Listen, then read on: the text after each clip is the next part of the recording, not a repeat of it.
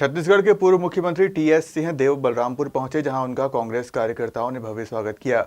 वहीं कांग्रेस कार्यकर्ता सम्मेलन में शामिल होने के साथ उन्होंने चुनाव आयोग की निष्पक्षता पर भी सवाल उठाए। परिसीमन की कार्रवाई और आरक्षण की कार्रवाई पूरी हो जाएगी और मतदान उसके बाद होना है।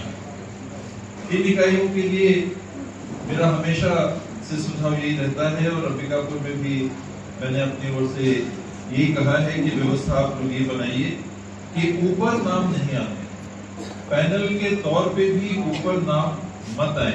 ये मेरा सुझाव वहां तो मैंने लागू कर दिया है, थोड़ा दबाव बना के सुधार रहा है। मैं साहब से निवेदन करता हूँ कि बलरामपुर विधानसभा में बराबर आते रहे, जिससे कार्यकर्ता का मनोबल बना रहे। मैं कार्यकर्ता से निवेदन करता हूँ कि चुनाव नजदीक है, हम सब इतना ही कह के मैं अपना शब्दों को विराम देता हूँ। जय हिंद, जय भारत। आश्चर्यजनक रहा। मेरा व्यक्तिगत आकलन तो दोनों राज्य का गलत उस नाते निकला कि जम्मू कश्मीर में मैं भी मान के चल रहा था कि नेशनल कॉन्फ्रेंस और कांग्रेस की गठबंधन को करीब 40 सीटें मिलेंगी, बीजेपी को करीब 30 सीटें मिलेंगी और अन्य को 20 सीटें मिलेंगी। श्रीनगर की वैली में ये वातावरण था कि बहुत लोग भाग ले रहे हैं। वो इंजीनियर रशीद का भी नाम चला, जो लोकसभा में जिन्होंने उमर अब्दुल्ला जी को परास्त किया था, हराया था। महबूबा मुफ्ती जी भी लड़ी थी, वो भी हारी थी। तो एक था कि बहुत ज़्यादा सीटें उनको भी आ सकती हैं, लेकिन वो नहीं हुआ।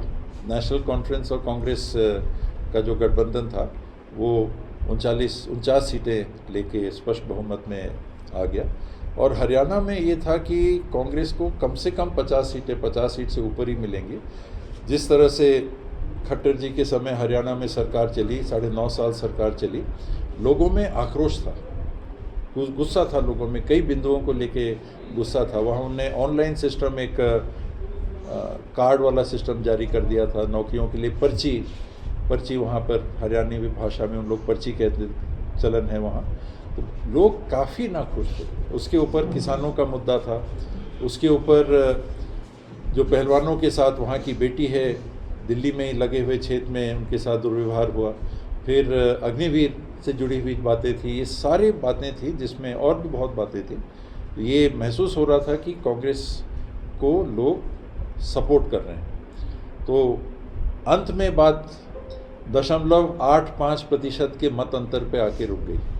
11 सीट और वोट परसेंटेज का अंतर 0.85, 1% वोट से कम के अंतर से बीजेपी को सरकार बनाने का तीसरी बार अप्रत्याशित मौका हरियाणा में मिला। लोकसभा में उनको 58% वोट मिले, तो करीब 18% वोट उनके गिरे। उनको इस चुनाव में 39.94% वोट मिले, लगभग 40 मान लीजिए, और लोकसभा में मिले थे 58। तो वो गिरावट 18% की भाजपा के पाले में गई और कांग्रेस को 28% वोट मिले थे। ये बढ़ के 39.09% पे गया, 39% पकड़ लीजिए। तो करीब 11% कांग्रेस के वोट बढ़े। तो इसलिए ऐसा महसूस हो रहा था कि कांग्रेस की सरकार आएगी निश्चित रूप से। भाजपा की गिरावट 18% और कांग्रेस की बढ़त 11%। फिर भी कारण कुछ ऐसे रहे कि नहीं होता। फील्ड में हर वार्ड में संपर्क में है, मतदाताओं से संपर्क में है अपने कार्यकर्ताओं के माध्यम से, और इंतज़ार कर रही है कि परिसीमन के बाद आरक्षण की घोषणा हो जाए। एसटी सीटें कितनी हैं, एससी सीटें कितनी हैं, आबादी के अनुपात पे हैं 2011 की, तो घोषित हो गई।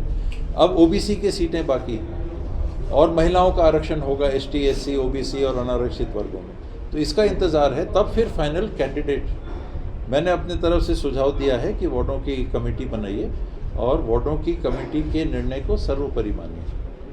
ऊपर की नेतागिरी कम से कम हो।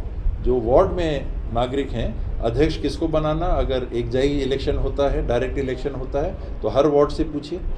एक से ज़्यादा उम्मीदवार होंगे तो हर वार्ड से पूछना चाहिए कि अध्यक्ष के लिए भी एक सर्वसम्मति राय नहीं बनती है तो गुप्त मतदान करिए, लिफाफे में बंद करिए। ब्लॉक अध्यक्ष, जिला अध्यक्ष जो कांग्रेस के वरिष्ठ जन हैं, वो उसको उन वार्ड के लोगों के सामने खोलेंगे और नतीजा सबके सामने रख देंगे और वही टिकट हो। ये मैंने सुझाव दिया है। बाकी जिला कांग्रेस ब्लॉक कांग्रेस कमेटी के ऊपर है कि वो कैसा करना चाहे। विधानसभा चुनाव में पराजय के बाद मैंने ये कहा भी था कि आने वाले 5 सालों में सरगुजा लोकसभा क्षेत्र और संभाग में भी यथासंभव लगातार मैं लोगों के पास संपर्क के लिए जाऊंगा, ब्लॉक लेवल पे जाऊंगा और उसी सिलसिले में यहाँ जिले का कार्यक्रम रुका हुआ था कुछ दिन के लिए, तो जिले का कार्यक्रम आज हम लोगों ने किया है और इसके बाद हर ब्लॉक में साल में कम से कम 2 बार लोगों के बीच में जाके क्या स्थिति है, क्या समस्या है, कैसे हैं, सब ठीक ठाक है कि नहीं, ये जानने के लिए जाएंगे। विपक्ष अभी तो पदयात्रा हुई प्रदेश में। प्रदेश अध्यक्ष जी दीपक बैद जी ने गिरौदपुरी से रायपुर 6 दिन की लगभग 125 से 130 किलोमीटर की पदयात्रा आयोजित की थी और उसका मुख्य उद्देश्य यही था।